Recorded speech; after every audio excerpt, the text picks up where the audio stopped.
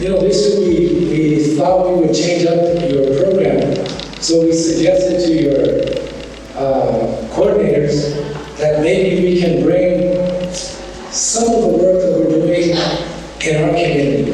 I operate a community health center. Clinics that were started back in 1965 on President Johnson's war on poverty programs. So our clinic got started in 1980, and we work with the community, trying to identify what the needs are, always, and then trying to create programs that will meet those healthcare needs.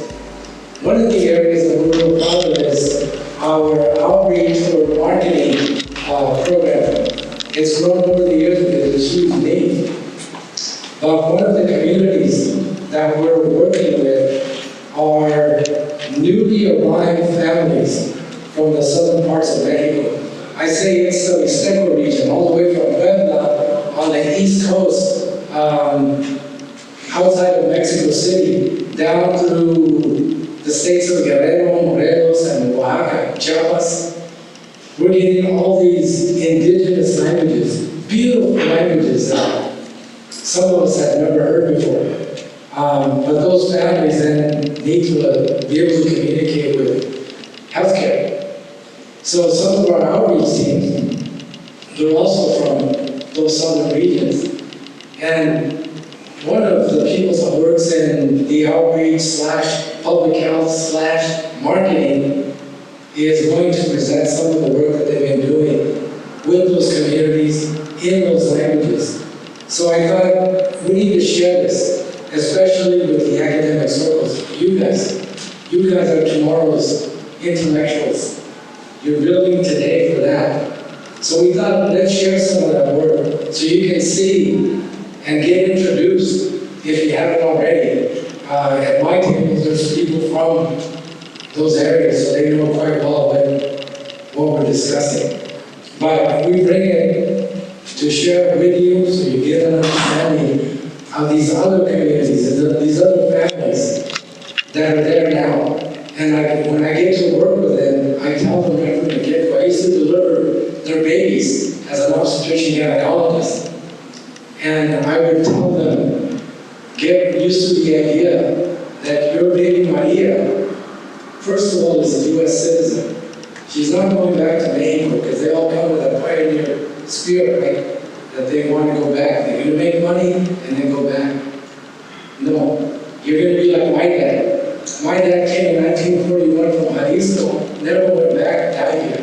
I said, that's the story of what happens to us. So Florentina is going to share that story, that experience of what these new generations of families, they're tomorrow's Americans. They still don't believe me, but I tell them you are tomorrow's Americans. And before you know it, I said, your kids, because SpongeBob is teaching them English. That's what they're going to see. And that's already happening here. So Florentina, please share your experience. Hello, my name is Florentina Sanchez. I'm here to give a speech about health equity for a community whose first language is an indigenous language from Mexico, living in the Salinas Valley. Growing up, I only spoke Triqui, which made it difficult for me to adapt to new and unfamiliar environments. However, at the age of 9, I began learning Spanish and English, which helped me adapt more easily to linguistic and cultural changes. Having developed a deep understanding of both language and cultures, I am delighted to be able to serve as a bridge between underserved communities and organizations. My favorite part of the event was being introduced by Dr. Cuevas, CEO of the Clinica de Salud del Valle de Salinas. This is an honor for me because he himself is a first-generation Latino doctor whose first language is Spanish, and he is one of the few Latinos in the United States to have done so.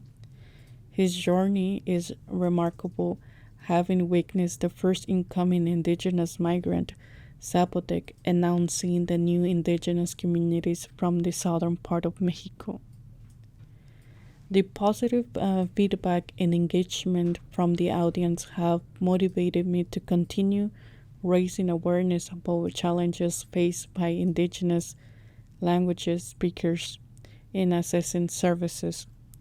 Sharing my personal experience and knowledge I've gained feels like a powerful way to make a contribution on the road to a greater and equitable community health services that embrace and values cultural and linguistic diversity.